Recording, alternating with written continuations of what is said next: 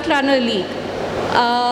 I feel that jewelry as an industry is very vast, and it comes under fashion, luxury, everything. So why not properly explore it? Why not properly use the potential to its maximum? Okay. So that kind of value addition Great. is really important. Thank you. Nandita, हम आपके पास आते हैं कि आप जब से business में आए हैं, आपने काफ़ी प्रोसेसेस में नया शोरूम लॉन्च किया है, इतना बढ़िया शोरूम है आपका कानपुर में, तो आपने किस तरह से वैल्यू ऐड किया अपने बिज़नेस में, और आपके आने के बाद क्या ऐसा चेंजेस आया है बिज़नेस में जिससे बिज़नेस को बहुत ज़्यादा फ़ायदा हुआ है? मैंने बिज़नेस बहुत रिसेंटली ज्वाइन किया था, बट मैंने जो फ़र्क देखा है मेरे आने के बाद, हमने जो डिजिटल मीडिया के साथ अपना कनेक्शन किया है वो बढ़ाया है। पहले हम लोग बहुत मिनिमम उस पे थे, बट अब हम लोग फुल फ्लेजेड सोशल मीडिया के बेसिस पे we are getting a lot of customers, we have increase our reach by thousands of percentage. तो हमने देखा है कि जब कस्टमर आपका दिन का 22 घंटा, आज की डेट में 22 घंटा कस्टमर सबकॉन्शियसली या कॉन्शियसली मोबाइल के अराउंड घूम रहा है, तो why don't you get there and connect with your customer, क्योंकि उसका बिज़नेस से लेके अगर वो जॉब भी कर रहा है सब कुछ फ़ोन पे चल रहा है। तो अगर आपको उससे पैसा निकलवाना है आप उसके फ़ोन में घुसिए।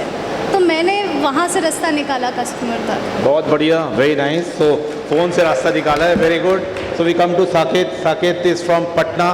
ये पटना में इनका 180 साल पुराना दुकान था, और वहाँ से इन्होंने एक नया शोरूम लाए हैं एकदम नए जगह पे, रत्नालय ज्वेलर्स के नाम से। और ये खुद बड़े अच्छे मतलब दिल्ली और फिर लंदन और लंकास्टर में पढ़े हुए हैं। जब ये लंदन में पढ़ते थे तो हर वीक एक ज्वेलरी के शोरूम जाते थे और घूमते थे, राइट? Yes sir. यस। और फिर आके इन्होंने नया शोरूम बुटीक लॉन्च किया यहाँ पे। So what is the value you have added, and if you could speak in Hindi, English, it would be nice sir. या first of all very good afternoon to everyone. मैंने business join किया था 2014 में। So when I join my business, so उस समय हम लोग बहुत ट्रेडिशनल लाइंस में काम करते थे। सो सबसे आई जस्ट वांट टू एक एग्जांपल के साथ मैं एक्सप्लेन करूँगा कि हमारा वैल्यू एडिशन क्या रहा। So there is a difference between being the business and having the business. Suppose अगर मैं आपसे अगर क्वेश्चन करता हूँ कि अगर आप if you have to leave your business for the next 6 months and when you come back, will your business be in a better shape और वर्स? अगर आप इस क्वेश्चन का आंसर नेगेटिव देते हैं तो इसका मतलब है you never had a business, you were the business. So exactly जब मैं अपने ऑर्गेनाइजेशन ज्वाइन किया, so there was only a single dependency on one person. एक ही फैमिली मेम्बर थे who used to perform everything. So now when I join the business, हमने अपने operations को स्ट्रीमलाइन किया, बिजनेस को रीस्ट्रक्चर किया, और अपने बिजनेस को हमने we have systemised it to a point where we can comfortably step away from the business and still with complete peace of mind, and still be confident कि जो operation है हमारे बिजनेस का वो एज पर स्टैंडर्ड्स चल रहा है। Another perception is हम सबको एक मिसकंसेप्शन है कि जो इनोवेशन होता है वो एक प्रोडक्ट या सर्विस में होता है। आई थिंक इनोवेशन एक ऐसी चीज़ है जो एक प्रोडक्ट या सर्विस में ना होके we can apply to the way it's priced, the way it's operated, the way it's financed, the way it's delivered and other elements that forms a part of customer experiences. Now अगर आप मेरी बात करेंगे तो मैंने अपने point of अपने business के लिए ऑपरेशनल एक्सेलेंस अचीव किया है।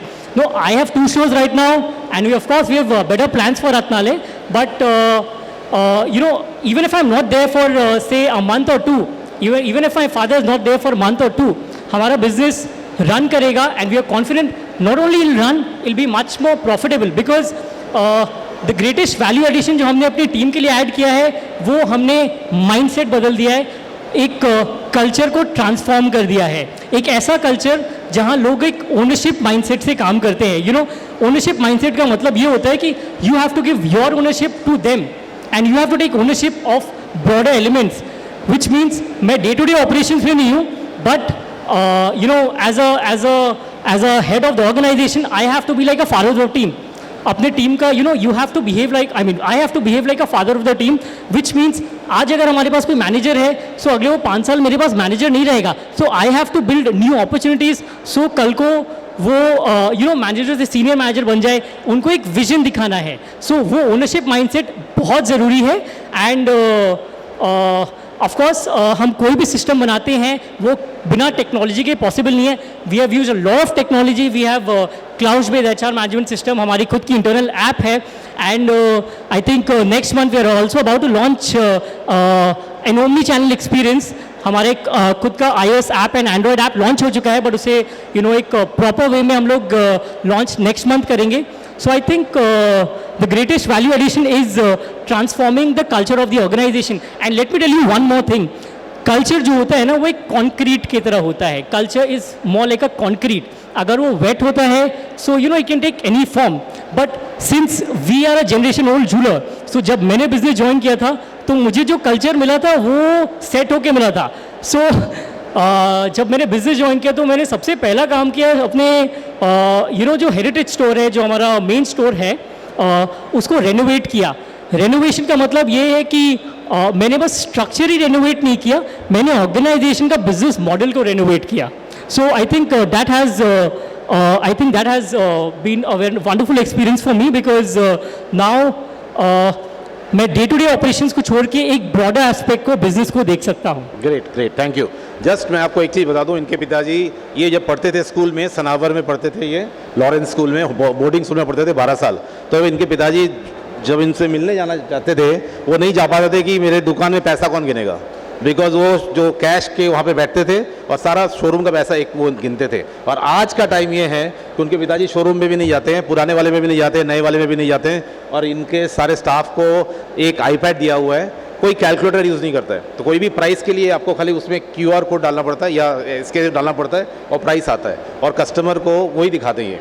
सो it's a big change in the last 25 years what we have scene.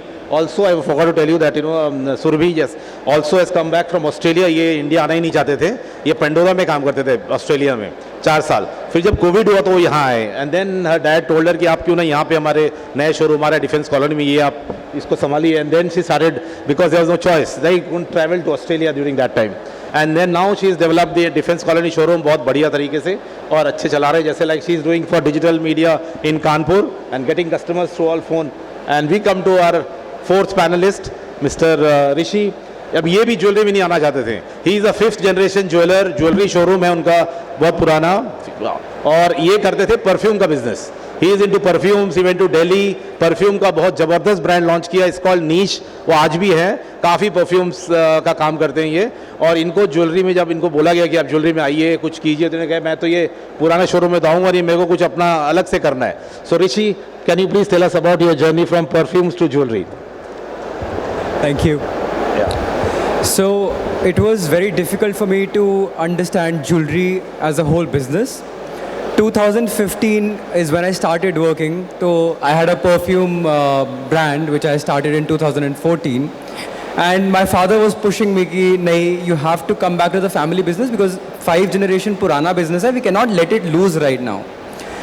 So anyhow, I decided one fine day कि चलो ठीक है, let's do it. My ideology was jewelry is one business. If you are stationed in one particular city, you can only tap people around that city. You cannot go beyond that city, beyond that limit. So somehow मेरे mind में था कि I want to sell my products to all across the world, and that's the reason I chose perfume. Anyhow, after a point of time, I realized, no, this is not the case. Carrot Lane is doing very well, and there are other online brands which are doing fantastic online. And there are brands which are regional brands or national brands who have their chain stores and expanded quite a lot. So that was something that changed my mind. My journey, talking about from one store to another store, and how we've come to a point where we, as I totally agree with Saket, SOPs, which we call standard operating procedures in any business, are very, very important. Even if you're not there, your staff should know what you're supposed to do or what they are supposed to do without you being there.